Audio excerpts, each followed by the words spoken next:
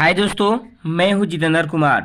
आप लोग का अपना यूट्यूब चैनल मार्जन में आप सभी का स्वागत है। मैं आज बिहार बोर्ड क्लास 10 सामाजिक विज्ञान इतिहास पार्ट 3 हिंद चीन में राष्ट्रवादी आंदोलन का द्विउत्तरीय प्रश्न संख्या 2 का चर्चा करेंगे।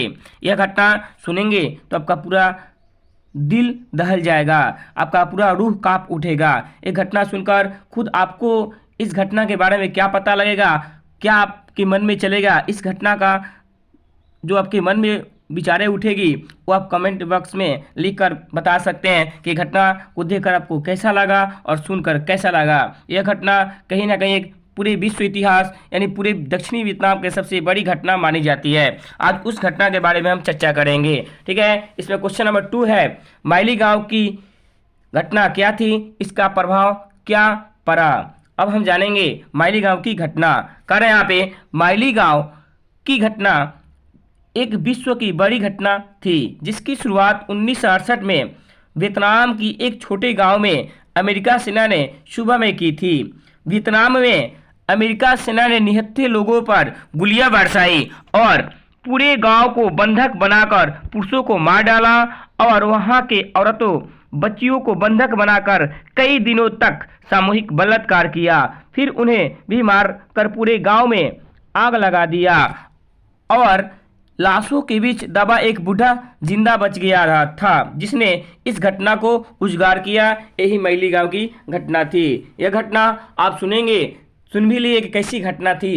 इस घटना में एक समय 1968 की घटना बताई जा रही है जब दक्षिणी जो वियतनाम था, जब जेनेवा समझौता 1954 के मुताबिक वियतनाम को 2 हिस्सों में बांट दिया गया था। वियतनाम 2 हिस्सों में बट चुका था। एक हो गया था दक्षिणी वियतनाम, एक हो गया था उत्तरी वियतनाम। जो दक्षिणी वियतनाम था, उस दक्षिणी वियतनाम में एक छोटा माइली गाँव थी, एक छोटा सा एक माइली गाँव थी जहाँ पे अमेरिकी सेना ने सुबह के समय 1968 में अमेरिकी सेना ने उस गांव को चारों तरफ से घेर लिया और घेर कर जितने भी वहां पे पुरुष युवाओं थे पूरों को पकड़कर बंधक बना लिया और उसे मार डाला। तब जाकर उनकी पत्नियों, औरतों और बच्चियों के साथ कई दिनों तक उसे पकड़कर बंधक बनाकर कई दिनों तक सामूहिक बलात्कार किया और शारीरिक शोषण करने के बाद भी उसे मार दिया। मारकर उसे भी आग के हवाले कर दिया गया था।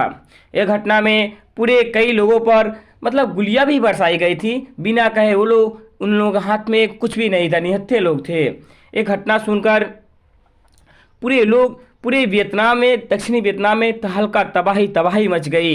एक घटना से कई अन्य देश को भी प्रभाव पड़ा था। जब ये घटना घटित हुई तो उसमें एक बूढ़ा जो व्यक्ति था, उस घटना को देखते हुए भी, उस घटना में वो बूढ़ा भी शामिल था, लेकिन वो लाशों के बीच नीचे दब चुका था जिसकी वजह से उनके भी प्राण बची हुई थी। जब प्राण बचा हुआ था तो वो बूढ़ा लास्ट में जागा और इस घटना को लेकर पूरे मतलब नहीं होता है, पूरे कई लोगों से कहा, जबकि कई लोगों को पता भी था यह घटना बहुत बड़ी घटना मानी गई थी। पूरे कई लोगों को तबाही जब मचा था तो पूरे कई देशों ने इसके बारे में जानकारी ले लिया था। इस बुढ़ा ने बड़े बड़े लोगों के पास गया, बड़े बड़े लोगों से घटना बताई। एक घटना के लिए कितने अमेरिकी सेना को खुद अमेरिका के लोग थू थू कर रहे थे। सोचिए कि कैसी घटना थी कि अमेरिका के लोग होकर अमेरिकी सेना के थू थू कर रहे थे। कई देश इसका खुलकर विरोध किया। उसके लिए उस समय अमेरिका के राष्ट्रपति निक्सन साहब थे। एक घटना को लेकर एक अंतर्राष्ट्रीय दबाव बन रहा था, अंतर्राष्ट्रीय दबाव का माहौल पैदा हो गया था। अमेरिका के राष्ट्रपति निक्सन साहब का मन घबरा रहा था। अब हम करें तो क्या करें, इस घटना से बचने के लिए हम क्या करें, जबकि कई देश चढ़ बढ़कर इस घटना में भाग ले लिया। और किसका, सब लोग, जितने भी लोग भाग ले रहे थे कहीं ना कहीं अमेरिका के विरुद्ध में भाग ले रहे थे। सब लोग अमेरिका का विरुद्ध कर रहा था। जब वहाँ पे मीटिंग हुई तब अमेरिका के राष्ट्रपति निक्सन साहब के द्वारा एक सभा रखी गई, एक सभा बुलाया गया। 27 फरवरी 1973 में जब सभा बुलाया गया तो उसमें कई देश चढ़ बढ़ कर भाग लिए थे। कई देशों से कहा गया, कई देशों ने उसमें प्रस्ताव भी रखा, ये जो घटना घटित हुई है ये बहुत बड़ी घटना मानी जाती है। अमेरिका कहीं ना कहीं यह जो घटना किया है ये बहुत बहुत गलत घटना किया है। जो अमेरिका की सरकार निकम्मी सरकार है उस पर भी कहीं ना कहीं गलती है, तब ये घटना हुआ है। लेकिन पूरे अमेरिका इस बात को सुनकर पूरे अपने आप को शर्मिंदगी महसूस कर रही थी। कई देश बहुत कुछ बोल रहे थे, तब जाकर लास्ट में अमेरिका ने जितनी भी घटनाएं घटित हुई थी, जितने भी उन लोगों को दुर्व्यवहार किया गया था, शोषण किया गया था, सबकी सहायता राशि, पूरे आर्थिक सहयोग के लिए, उनको जीवन को बढ़ाने के लिए इन्होंने असीमित राशि कहा कि हम देंगे। मतलब उन लोगों के जीवन को जीने के लिए, जो तो मर गए वो तो मर ही गए, जो लोग हैं अभी उन लोगों को जीने के लिए हम असीमित प्रकार की आर्थिक सहायता प्रदान करेंगे। तब जाकर इस मुद्दा को ख़त्म किया गया। तब उस समय अमेरिका के राष्ट्रपति ने लगभग 5 सूत्र योजना भी दिए थे, उसका प्रभाव हम लोग सुनेंगे। कह रहे हैं यहाँ पे हम चर्चा करेंगे प्रभाव का, जिसका प्रभाव यह हुआ कि पूरे विश्व में अमेरिकी सेना की आलोचना होने लगी। अन्य देशों कौन कहे, स्वयं अमेरिका में अमेरिकी सेना सैनिकों को थू थू होने लगी। अमेरिकी राष्ट्रपति निक्सन की काफ़ी बदनामी हुई, अंतर्राष्ट्रीय दबाव बढ़ गया, जिसके कारण राष्ट्रपति निक्सन ने शांति स्थापित करने के लिए 5 सूत्री योजना की घोषणा की, जो इस प्रकार था। पहला, हिंद चीन की सभी सेनाएं युद्ध बंद कर यथा स्थान पर टिकी रहे। यानी कहा गया था हिंद चीन में जितनी भी सेनाएं हैं पूरे जहां पे लड़ाई लड़ रहे हैं वहीं उसी स्थान पर एकदम टिकी रहे, रुकी रहे, उसे हिलना उलना नहीं है।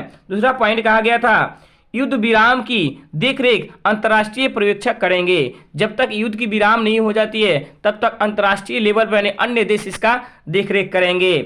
3 पॉइंट में बताए थे।